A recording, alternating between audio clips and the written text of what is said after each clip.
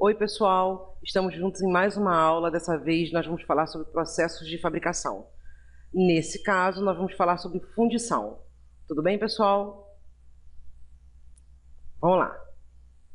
Nós vamos ler juntos e a cada momento que eu achar oportuno, eu vou explicar. Vamos lá.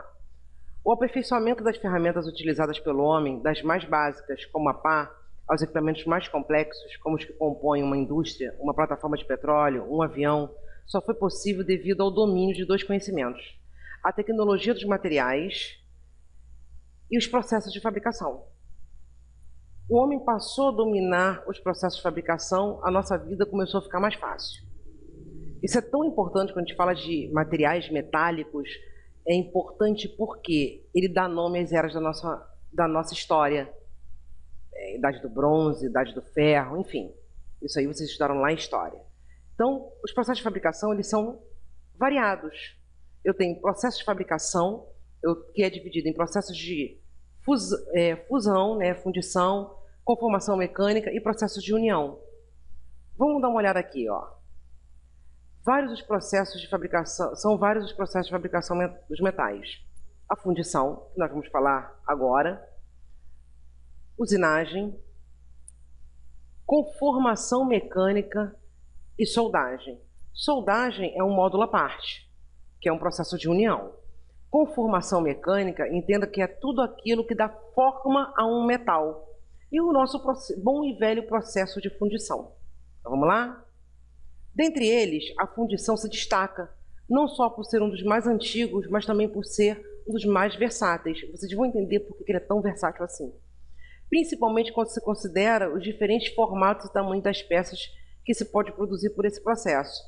Um bom exemplo disso, todo mundo já viu um filme de cowboy. O soldado ia lá, pegava o soldadinho de chumbo, não tinha mais bala, pegava a colher, botava o soldadinho de chumbo, derretia o soldadinho de chumbo e jogava no molde para fazer a bala. Isso é um processo de fundição. Rústico? Sim, rústico, mas é um processo de fundição. Quando você abre o capô do seu carro e vai olhar o motor e olha a carcaça dele, tão cheia de detalhes, tão cheia de reentrances, de furos de diversas dimensões, ele também é fundido. E se você olhar, ele é inteiriço. Até aí tudo bem? Vocês entenderam como eu faço de uma peça tão pequena, tão simples, a uma peça muito mais complexa?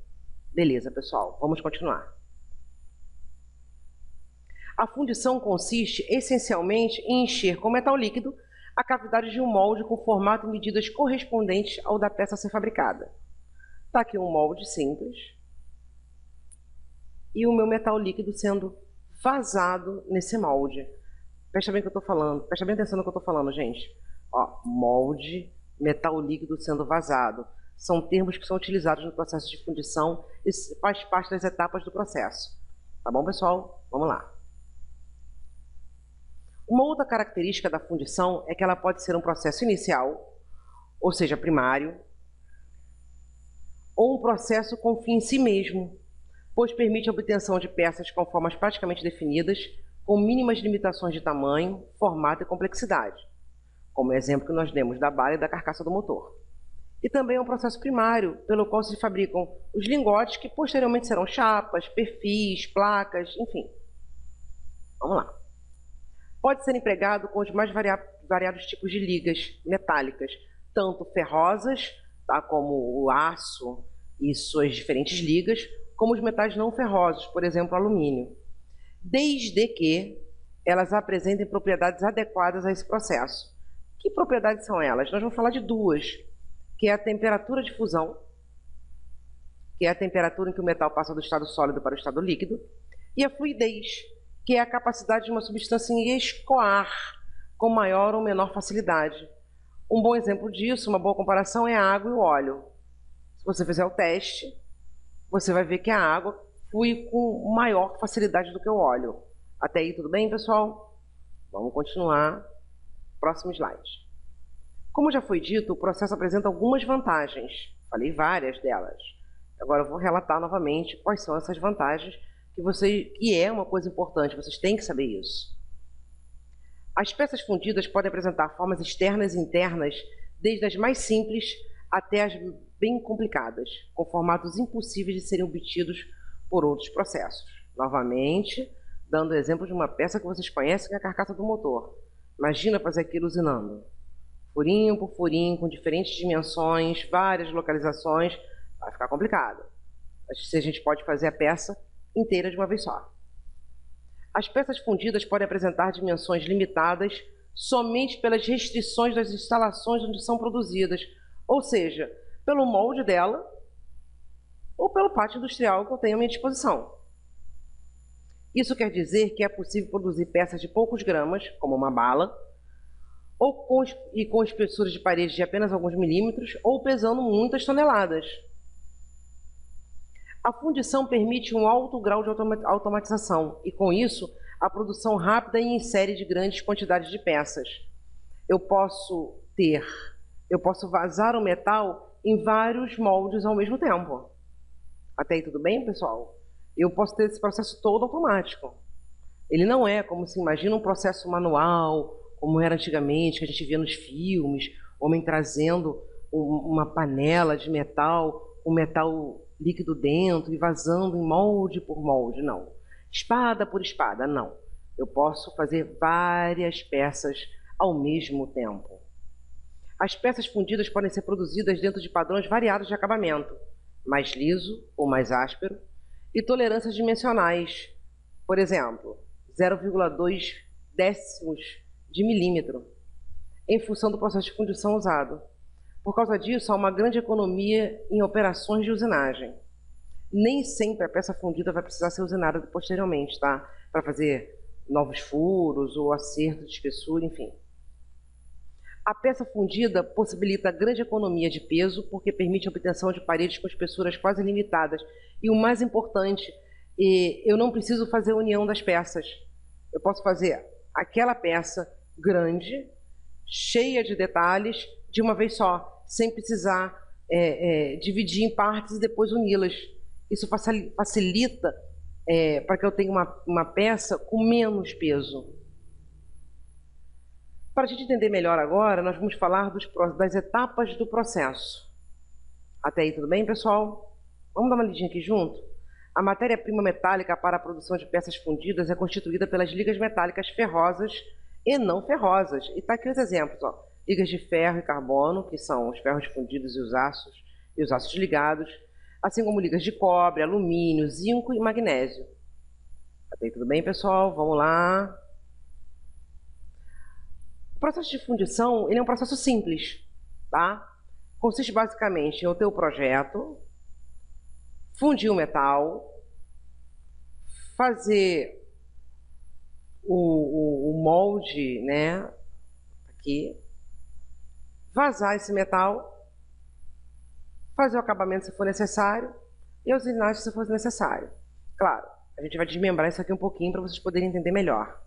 E a gente vai falar também o que é a macharia. Vamos lá. Antes de tudo, eu tenho que ter o meu projeto, o meu modelo, que ele pode ser feito em madeira, alumínio, aço, resina, cera, isopor. No Brasil a gente usa muito madeira. Que etapa é essa? Vamos lá. Consiste em construir um modelo com o formato aproximado da peça a ser fundida. Esse modelo vai servir para a construção do molde, que é onde eu vou vazar o metal. E suas dimensões devem prever a contração do metal quando ele se solidificar. Lembrando, pessoal, o metal, no estado líquido, está na sua expansão máxima. Quando ele se solidificar, ele vai contrair, ele perde um pouquinho aquela dimensão. Então, isso tem que estar previsto no projeto. Bem como o eventual sobremetal para a posterior usinagem da peça. Vamos dar uma lida. Vamos lá. Fiz a confecção do modelo, vou para a confecção do molde, que pode ser feito em areia, pode ser de cerâmica, pode ser permanente com ligas metálicas, pode ser de gesso, pode ser de cimento. Até aí tudo bem, pessoal? Pode ser de cera. No caso de cera, quando eu vazar o metal, eu perco o molde. Bem? Vamos lá. Dispositivo que recebe o metal fundido para a obtenção da peça. É moldado sobre o modelo, que após ser retirado, deixa uma cavidade com o formato da futura peça. Confecção dos machos. Eu fiz o modelo, mas como é que eu vou fazer com que a minha peça final tenha os furos? Eu tenho que fazer, os furos são a fêmea, eu tenho que fazer os machos. Então vamos lá. Dispositivos com a função de formar os vazios, furos e reentrâncias na peça. São colocados nos moldes antes de seu fechamento para receber o material líquido. A etapa da fusão do metal e o posterior vazamento, que é o enchimento do molde com aquele metal líquido. Solidificou, eu vou desmoldar, ou seja, vou para a parte de desmoldagem, após determinado período de tempo em que a peça solidifica dentro do molde e que depende do tipo de peça, do tipo de molde e do metal que está sendo usado, ela é retirada do molde, ou seja, desmoldagem, manualmente ou por processos mecânicos. Vem a etapa de rebarbação, que é a retirada de canais de alimentação, de maçalotes ou eventuais sobras do metal, né, e rebarbas que se formam durante a fundição.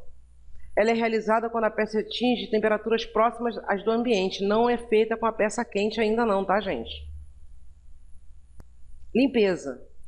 Limpeza. A limpeza é necessária porque a peça apresenta uma série de incrustações de areia usada na confecção do molde, caso o molde tenha sido de areia. Geralmente ela é feita por meio de jatos abrasivos. Esse aqui seria o meu último processo, minha última etapa, se eu não fosse considerar que pode ser que a peça tenha que ser usinada, ou também pode ser que a peça tenha que passar por tratamento térmico, tá? Posterior, quando ela estiver fria e tal, fiz a usinagem, fiz a limpeza, eu tenho que fazer um tratamento térmico. Entendido até aí, pessoal? Beleza. Vamos continuar. Como todo processo, as suas peças elas possuem características próprias. Por exemplo, acréscimo de sobremetal para a posterior usinagem, caso seja necessário. Lembrar que furos pequenos, reentrâncias e detalhes não são, em geral, reproduzidos satisfatoriamente, então tem que acrescentar mais uma etapa, que é a usinagem. E o arredondamento de cantos, porque cantos vivos na peça fundida se torna um ponto de fragilidade, um ponto de tensão. E quando eu for encher o molde, pode ser que eu não o encha completamente ou eu tenha futuras trincas, por ser uma área concentradora de tensões. Como todo processo, ele sempre pode ter defeitos. Quando eu uso molde de areia, por exemplo, pode ser que eu tenha inclusão de grãos de areia. Pode ser que quando eu vazar o metal líquido no molde, eu tenha vazios, eu não faça um preenchimento perfeito do molde. Eu posso ter um rechupe, ou seja, uma contração excessiva daquele metal em determinadas partes. Eu posso ter porosidade, porque gases ficaram retidos no metal líquido, o metal líquido resfriou muito rápido, né? A temperatura baixou muito rápido, e os gases que ficam retidos no metal líquido não deu tempo de sair. E nisso me forma pequenos poros, né? pequenas descontinuidades. Então, vamos dar uma lida aqui nesse slide. Defeitos. Inclusão de grãos de areia do molde nas paredes das peças. Abrasivos causam defeitos na peça submetida à posterior usinagem, além de reduzir a vida útil das ferramentas de corte. Ou seja, inclusão de areia nas paredes da peça, eu posso não só prejudicar a qualidade, perder a qualidade da minha peça, como eu também posso prejudicar as ferramentas que eu estou usando para cortar a peça ou para usinar. Meus vazios e rechupes, como eu já expliquei, e a porosidade, que é devido ao desprendimento de gases, comprometendo as características mecânicas ou o acabamento superficial da peça. E a porosidade ela pode ser superficial ou interna. Aqui eu deixei para vocês alguns exemplos de peças que foram fundidas. Uma carcaça de motor com todas as suas reentrâncias, todos os seus detalhes, uma roda de carro e várias pecinhas para que vocês possam perceber a complexidade que elas possuem. Não esqueçam que só assistir a videoaula não é o ideal. Leiam a apostila, vejam a bibliografia disponível para vocês. No caso, para fazer essa aula foi o Vicente Averini. E vejam os vídeos que estão em anexo. Boa sorte com os estudos, pessoal. Vejo vocês na próxima.